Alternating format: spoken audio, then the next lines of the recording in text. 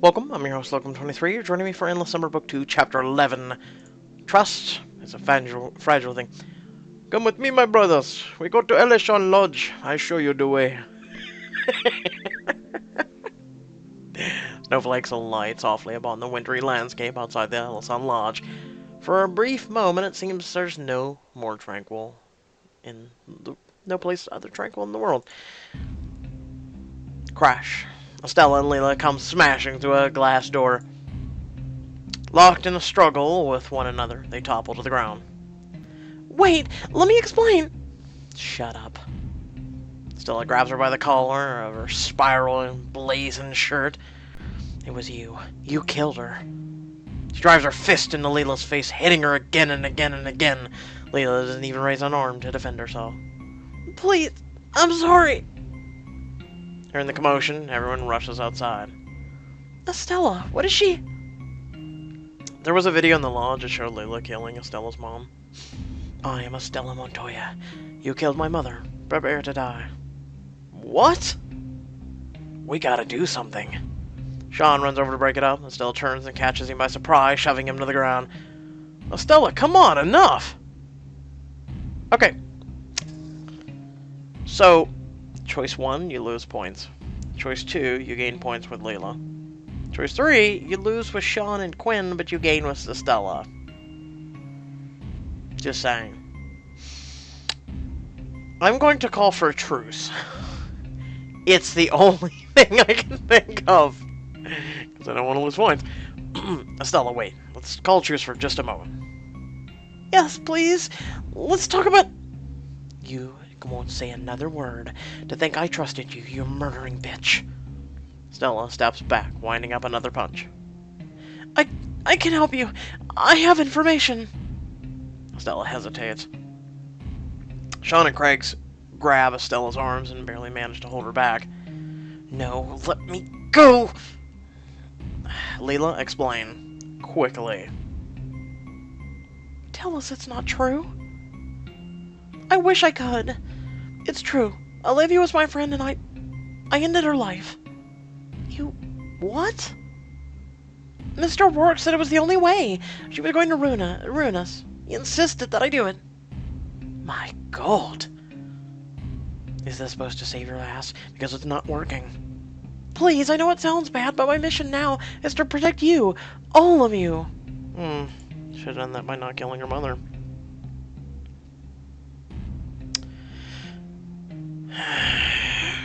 I would love to go, what if Rourke orders you to kill us, but what could possibly be worse with all this? You gain a clue. This ought to be good. You wouldn't understand. What Mr. Rourke is doing will fix the world. Lila's gaze flicks from one face to the next as she's trying to outrun her own thoughts. So she's a killer, and she's crazy. It's a culmination of Mr. Rourke's experiments. His life's work. He has a machine at the Masada. The Learn Gate. No, a different machine. One that can erase all the pain and suffering people like us have had to endure. What? Heard enough yet? I have. Stella tears free of Sean and Craig. She lunges for Leela. You notice Diego transfixed by something in the opposite direction. Following his gaze, you watch several large clunks of snow fall simultaneously from the lodge's roof. A faint tremor passes through the ground, then another. Guys? I think something's coming. Something big. A massive form, all white fur and black claws, lumbers around the corner. Oh, by the Endless, the Mountain Guardian. The Guardian? It's a goddamn Yeti. And here you are without your lightsaber. What the hell? Stella's attention is drawn away from Leela, who suddenly gets up and makes a run for it. She's getting away. Grace, look out! Grace turns just in time to see the 20-foot-tall beast looming next to her. What? Ah! Angered by the scream, the Yeti reaches down and grabs Grace in one of its huge claws. Oh! No, Grace! Let her go! monster comes running to Grace's defense. He stops short in front of the gargantuan creature, unsure of what to do. I should try to distract it. Roar at it, break a window, talk to it. We're not your enemy! Just as you say this, you notice bullet wounds along the creature's left arm and side. It bares its teeth at you, but slowly sets down Grace. Oh my god, oh my god, oh my god! Are you alright? Alistair quickly ushers Grace to safety. Vegeta runs forward and exhales a cone of frost at the enormous beast. Icicles sprout from the Yeti's fur, but it seems otherwise unharmed. The beast bends down and brings its snout towards the tiny fox. It grunts softly at Vegeta and then snatches him up and bounds towards the forest. Vegeta! Get back here, where are you taking him? Oh man, is it gonna eat him? If it does, we eat him. I mean, what? In a few massive steps, the Yeti is gone and into the trees. He stares after it in disbelief. What even just happened? Like, are we in a full-blown Christmas special territory? Zilla's hardened gaze is fixed in the direction Leela went. She ran away, like the backstabbing coward she is. Baron walks over to examine the Yeti's huge footprints. The Guardian is larger than expected from Oakskull's stories. We'll need to move quickly to catch up. Yo, like, a freaking abominable snowman, really? And there are super evil super soldiers dudes still out there? I don't know, guys. We might never make it to where the gate is if we try to save him. Listen, if it wasn't for Vegeta, most of us would have been torn to shreds by the Sabertooth. We owe him this. And leave the murderer to get away with what she did? We need to catch her.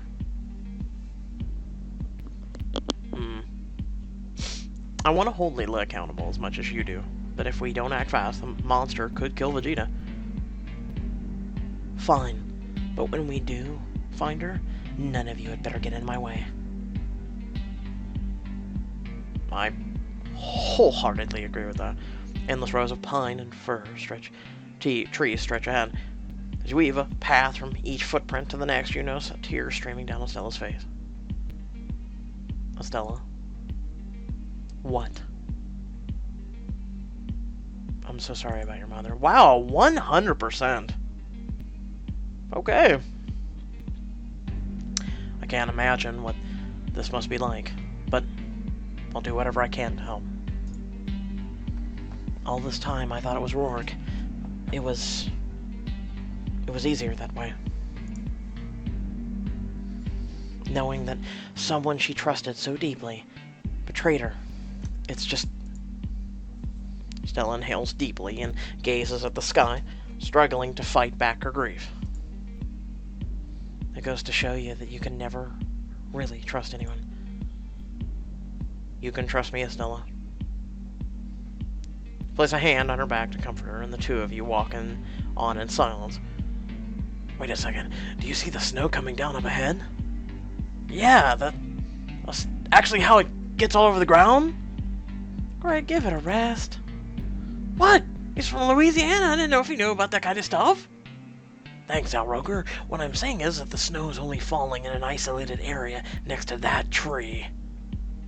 Something's up there. Squint towards the top of the pine tree and see Vegeta clinging onto a branch, his breath crystallizing and turning to snowflakes. Vegeta, hang on. We're here to get you. No. That's totally where I put a snack if I wanted to save it for later. Could you imagine a 20-foot-tall Raj? I made drinks for everyone. Movement among a distant cluster of firs catches your attention. The ground shakes with the Yeti footfalls, but it doesn't seem to be approaching. It's far enough away that we could get him down. Climb up to rescue Vegeta. Call Vegeta down.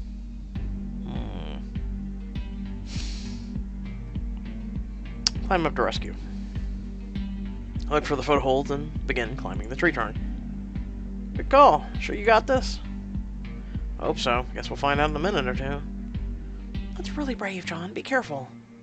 Foolish is more like it. Now is not the time to throw caution to the wind. Yeah, because shouting at Vegeta going, Vegeta, come on down! That'll really, yeah, that may or may not draw attention that we don't want. Moving from branch to branch, you gradually make your way up. You're nearly halfway when the pine needles begin rustling around you. Kongzilla's incoming. Everybody hide! Everyone scatters, running for cover. High among the branches, you try to hold perfectly still. Yeti emerges from the trees, a buzzing beehive grasping its claw. It doesn't seem to notice anyone. Okay, Vegeta, just a little further. Reach for the next branch, only to have it snap loudly.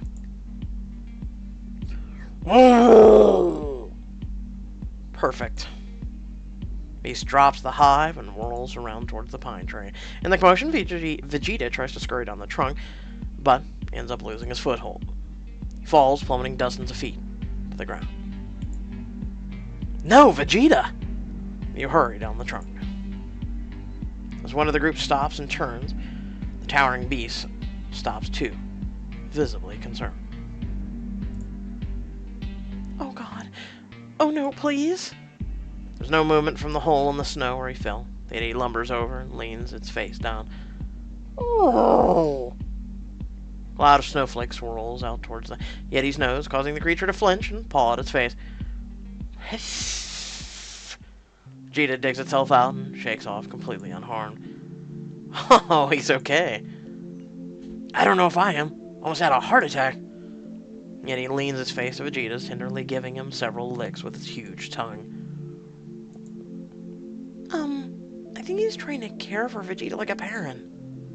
Aw, that's so adorable. No. Vegeta backs away from the massive beast, scampering towards Quinn. She picks him up. You're a good little pupper, Vegeta. The Yeti sees Vegeta in Quinn's arms, and its protective instinct appears to kick in on once. Oh, well, I think you pissed it off. Yep. The creature rises to its full height and advances on Quinn.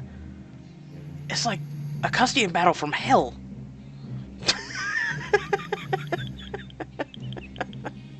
Okay, that was good. That was good. Quinn stares at the Yeti and stands her ground. You know what? I've had enough of you. Just stop. Yeti seems suddenly hypnotized. A faint glow appears in its eyes. It continues walking forward, causing snow to slide off its surrounding trees with each heavy step. Quinn, what are you doing? I don't know. It feels like I'm somehow in her mind. Her? I think I can bring her to our side, John. Yeah, with your big, scary, like, heart voice. No! Okay, so, bring a Yeti that we'll probably only ever say once to our side. Okay. Let us begin the procedure. Let Quinn tame the Yeti. Stand back, everybody. Okay, Quinn. Use the Force. This fox is our friend. We're not going to hurt him. Snarling behemoth continues to advance. It's not working. Quinn swallows hard. Please, I don't know, because she's in control of the power, so I don't want to do the voice if she's in control. Either way, it would be, we need your help. We need your help. The creature stops abruptly, gets down on all fours, seeming suddenly docile. Hell yeah! I think we just got ourselves a Bigfoot. Quinn, are you the three-eyed raven? Can you warg into animals? Guardian, we need to get to the northern peninsula. Can you help us? Everybody grab onto the giant Yeti as it runs. No, I'm serious. Lowers its upper body to allow Quinn to climb on. Quinn uses the creature's shaggy fur to hoist herself up. When she reaches its shoulder, she tentatively reaches out to pat the side of its head. It nuzzles her and Vegeta affectionately. Oh! I think she likes me. Come on, John. That's like A legendary level mount. Oh god. No. Don't do this, Zara. And we have a Yeti now. That's the thing. Yeah, I'm rolling with it at this point. You know, I'm just waiting for a dragon. Yeah, seriously. I mean, thinking how much we've played in the summer. I'm just waiting for a dragon. Quinn just starts riding the dragon. Quinn of the Dragonkin. Like, Quinn beckons you to join her. This is crazy. Oh, what the hell. Here I come. Climb up, and within moments, Quinn and Vegeta are riding through the forest with the rest of the group walking behind you. Wow. I can see for miles up here. Wow, we don't get to ride the beast! This is the only way to travel. Meow. Oh, I'm guessing we're walking on its back. Lake Tehes. It kind of spelled titties. That's what I was initially going to go with, too. Lake Tehes. After a few hours of travel, you emerge from the evergreen forest at the shore of a vast frozen lake. The Yeti comes to a stop and bends down to let you off. Gwen strokes the beast's snout. Thank you very much, friend. Climb down, you notice strands of black metallic netting wrapped tightly around the Yeti's shoulder. Wait a second, there's something stuck to her. Working carefully to detangle the net, you discover it's connected to a central device with a spider-shaped mark etched into it. Yeti tracking device. There, got it off, except they tracked the Yeti. That's an arachnid tracker. What the heck would Lundgren want with her? A massive Yeti? What do you think? The red Yeti raises an enormous limb to point out across the lake, indicating the direction of your goal.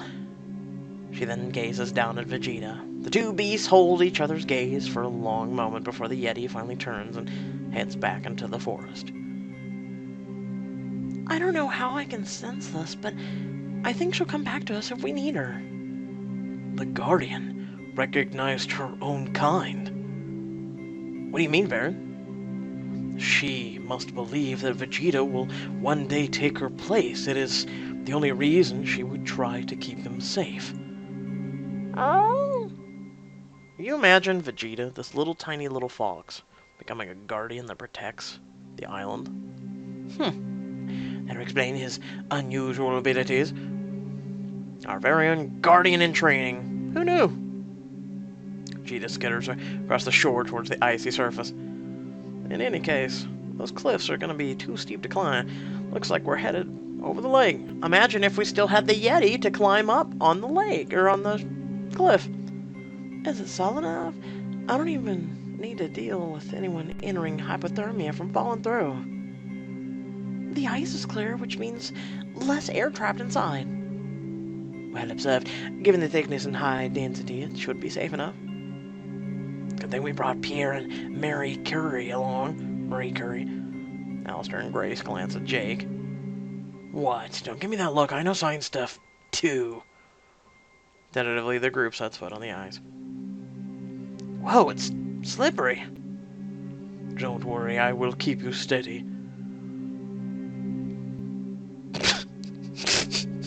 Why am I laughing at this? Would you like to go steady? Come, Diego. We will make out in the ice. You gradually make your way across the smooth, glass-like surface.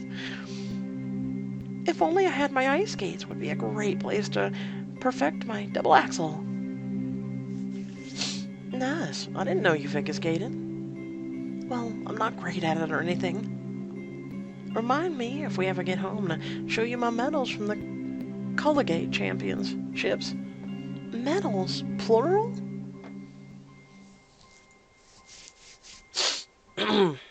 While later, as you're nearing the center of the lake, Estella suddenly stops and kneels. Estella, you alright? Estella uses a gloved hand to clear frost from the ice, revealing an object frozen a few inches below. A succubus.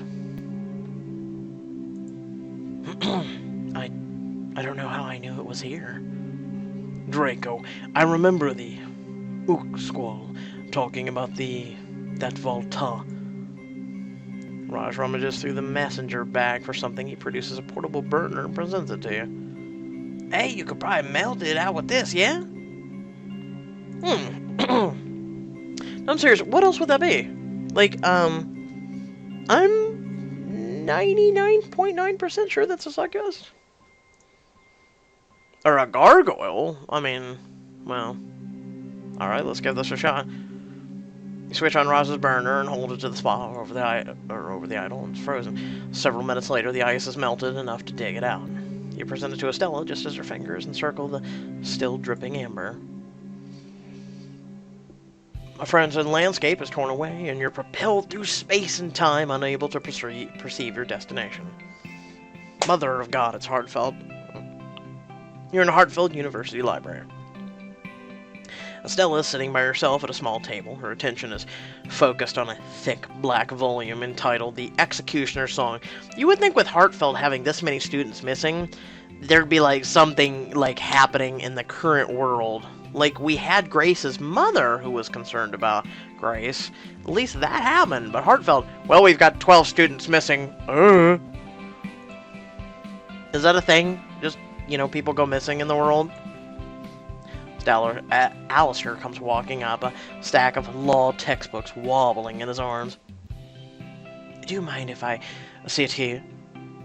All of the other tables seem to be taken. Estella merely nods without looking up from her reading. Thanks. He sets his things down and ventures a glance at the book in her hands. True crime, a genre I enjoy as well. Estell's eyes flick toward him and briefly before returning to the book. From behind a nearby row of shelves, you hear laughter and talking. Did you see the transfer student? It looks like she got in a fight with a slap chop and a lost. She's way creepy. I heard her entire family died a bunch of years ago. Yeah. Super sketch. I hope she doesn't come on the dorm retreat. I don't want to worry about getting stabbed in my sleep, you know? Oh my god, for real? You hear the two girls walking off toward the library's exit. Just because you have a small scar over your face, like, I think it's attractive. I wouldn't worry about them. Even the sorority queens and head athletes end up falling to the bottom of the pecking order eventually. Trust is a fragile thing, and nowhere near more brittle than among the popular crowd.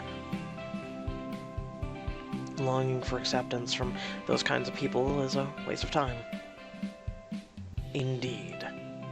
And if they underestimate people like us, they do so at their own peril.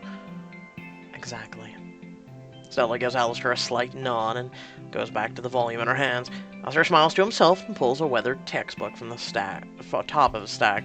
The two of them comfortably pore over the books in silence for the rest of the study break. And then it fades. You're moving again, faster than before, towards a red cloud billows in the reflecting pool of the Celestial's grand atrium. Lila's body is lying crumpled over the bastion. The fountain's jet sprinkles on her and washing away blood from several stab wounds. Lila's shoulders heave as she catches her breath. A knife slides from her grasp, falling to the floor. It's over, Mom. I did it. A figure appears on one of the atrium's balconies. I owe you so much, Estella. You? Gratitude, apologies, perhaps a bereavement package. Leela was a liability, and I should have seen to her eradication long ago. Now you've saved me the trouble. Stella takes a spear from a sling on her back and carefully readies her throwing stance. As for Olivia, I respected her greatly. Snake, don't you dare speak of her name. I would never have been able to bring myself to kill her. That's why I needed Leela. Why is it? Hold on, stop. Why is it this dude is always shirtless in almost every single one of these? I think the only time he was not shirtless was in the Zara one, where he came in, he had a suit on, and she killed him. Is it like, I'm serious? This man is shirtless in every one of them. Like, he's so comfortable with himself when he takes over the world. He just walks around naked. What an elegant development that her own daughter would finally close the loop. Die, you filth. It's too far. Stella launches her spear from everything she's got, flies up on the balcony, going straight through Rourke.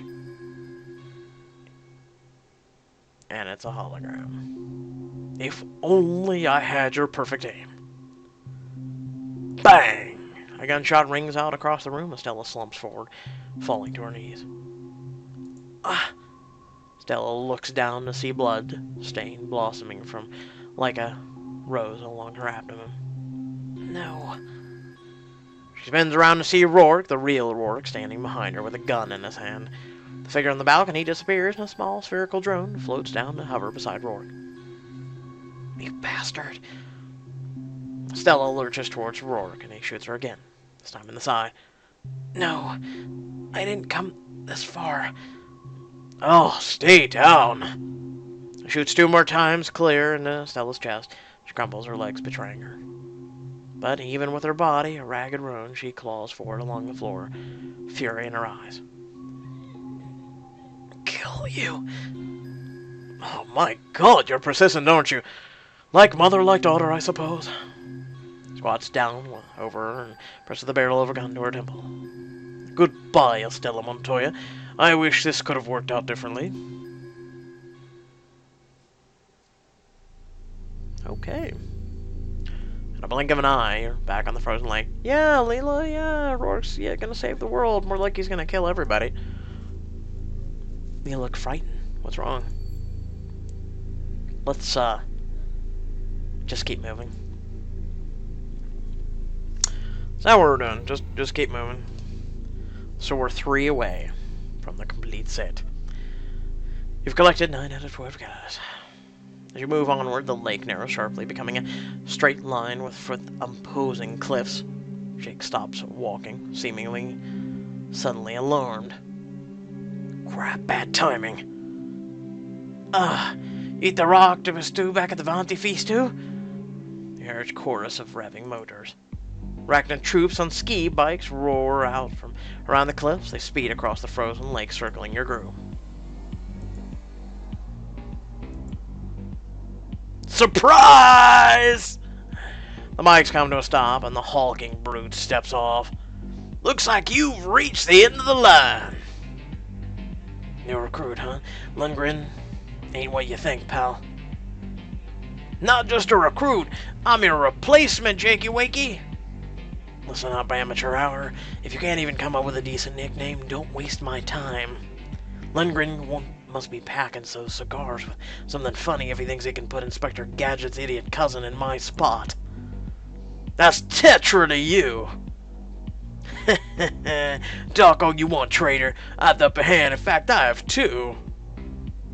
Yeah, what? I have a question. What happened to your hands? They look mechanical.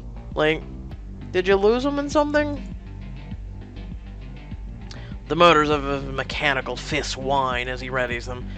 Sean looks over to you intently, as if to indicate that he's about to do something that's most likely probably stupid.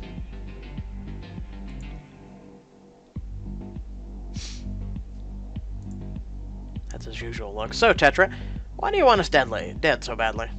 Oh, it's nothing personal. A job's a job, and Mr. Rourke happens to know how to put his money where his mouth is. Too bad that Rourke kills his hired help. You'd be smart to get out now.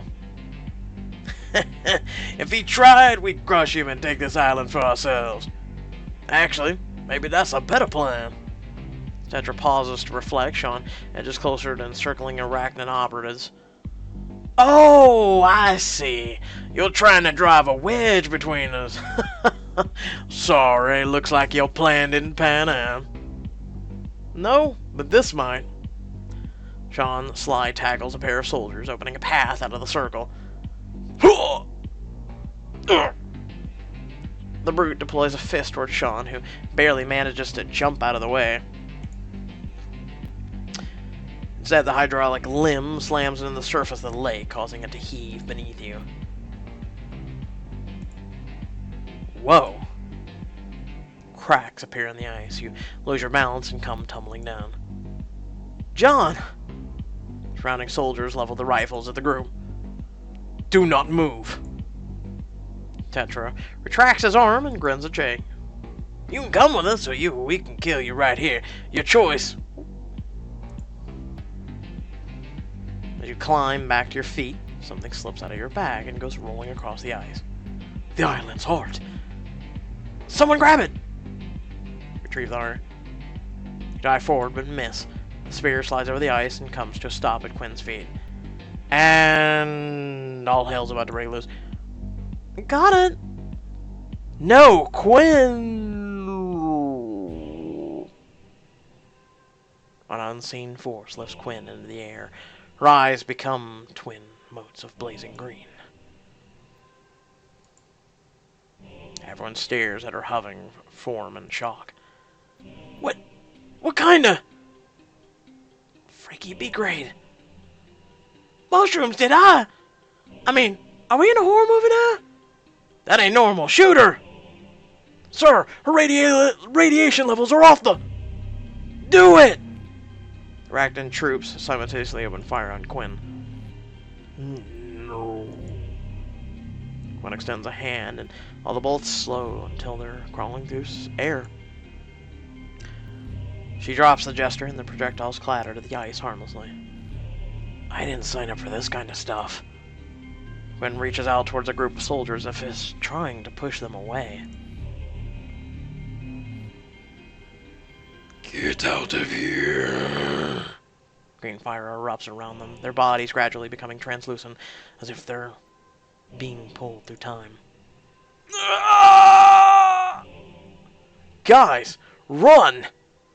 Most of your friends are able to make it away. They hurry towards the cliffs. Oh yes, run! With your tails between your legs! Not that it'll do much good! You're an idiot, sir. You are an idiot. Tetra points both fists at the ice and begins deploying them repeatedly. Is he freaking crazy? No. He wants to kill everyone. The web of widening fissures crosses the lake. It's beginning to break up. Yeah, it is! Remaining Arachnid troops scatter. Everyone begins to flee towards the cliffs. Wait, we can't leave Quinn. Quinn floats upward, the otherworldly light around her catching on falling teardrops. I am in pieces. They've taken everything. Quinn, or whoever, please listen. That man broke you. What? Quinn gazes down at Tetra, who is hard at work shattering the lake. Yeah, look at him. Now he's breaking more stuff. And it's sad, because it's a child. Seriously, he's like a child right now. I'm gonna keep bashing my fist on the ground. This time, you will break. She reaches out to Tetra's mechanical limbs, which rapidly rust and implode before his eyes. Ah! Oh, if only we could have actually seen that. He flees across the fracturing ice. Quinn hovers after him. This is like the end of Frozen, except like the exorcist is happening at the same time. She should let it go. Quinn, let go! Wait, how did you... can all of you run? Like, standing on the ice. An unbearable cracking sound fills the air as the sheet of ice gives way. Now I have to get ready to not sacrifice or not save everyone, and I only am able to save one, as I recall in this episode. So here we go. Go! Get off the lake! The jumble of uneven surfaces shifts beneath you. Whoa! Struggling to keep your balance, you look around to find several of your friends in trouble. Sean has fallen into the water. He's struggling to keep his head above the surface. Remember, he's a strong swimmer, though. Ugh. Zara is trapped on a fast-moving ice floe, hurtling towards the far end of the lake. Not good. Not good. And Alistair nearly loses his grip while clinging to a sheer cliff above the churning plates of ice. Oh, help me, Professor Vasquez! Vegeta's next to you. He looks like he wants to help. Oh. Who should I try and rescue? Zara. As you try to move in Zara's direction, Vegeta takes a deep breath and exhales a thick cloud of frost onto the watery ice. He freezes you a path to her. Zara, come on, we gotta get off the lake. No argument here. Looking back towards the others, you see Craig finally succeeding at pulling Sean out of the water.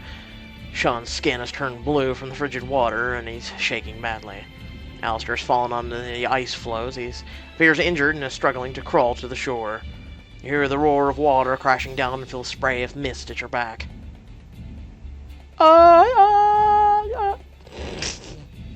You turn around to find the floe beneath you, approaching a massive waterfall. That must be a mile-high drop. As the three of you prepare to jump off the floe, a shadow appears on the water. Quinn descends from the sky, blocking your path. If we grab onto your legs, can you fly? I'm serious. Broken. Swallow hard and reach out to touch her. It doesn't seem to work. She glares at you, emerald flames smoldering in her eyes. I will never be whole, never. Quinn, it's me. I need you to fight it. Try to remember who you are. Think about the things we've been through together. The bridge in Ellisdale. Quinn, I don't think I've ever been more devastated in my life than the moment I thought I lost you. We'd won the battle, and I thought everything would be finally returned to normal. Instead, when you and I were on that bridge, my worst nightmare started coming true. And there was nothing I could... But you did. Quinn? You saved me, John. Quinn closes her eyes, and roaring waterfall is suddenly silent. The bob of the ice floe beneath her feet ceases, and even the churning tide stops in place. She slowly floats to the shore, and the two of you and Vegeta follow. Yeah, she can freeze a lake in like an instant. Okay. Crack. Stella's fist collides with the island's hardened Quinn's hands, knocking it out of her grasp. Quinn drops to the snowy ground beside the water, and in an instant, the pounding of the waterfall resumes. Stella, what happened? Oh, sorry, several of your friends come running over. You were floating in the sky using superpowers! Superpowers! Is she alright? Let me see her. Everyone looks at Quinn, not knowing exactly what to say. You okay now, Quinn? I think so. Thanks, John and Estella. You can thank us later. I am incorrigible. I confess to this. Quinn gazes past all of you, her eyes focused on something in the distance. A tall building atop a spire of rock alone in the white haze. My father's facility. I guess we're finally going home. Are we, though? Are we? That makes it chapter 11 complete. 2 of 2 clues found. Catalyst idol found. Thank God. Alright, so hopefully y'all tuned in for chapter 10. There was a news announcement at the end. I'm not going to repeat it, because if you're awesome and you stayed for the whole entire video, you got a big announcement, and otherwise, I guess you'll just have to stay tuned. So, you may want to rewatch that if you didn't. If you did, look forward to more, yes. With that being said, also head down the description down below. There's a few links to social media, a few links to support me and my channel. It's really appreciated if you can. Otherwise, hit that like and share button. And also, there's a link to our Discord. You can come hang out with me as well as others. And until next time, stay well, stay awesome, and thank you for watching. Peace.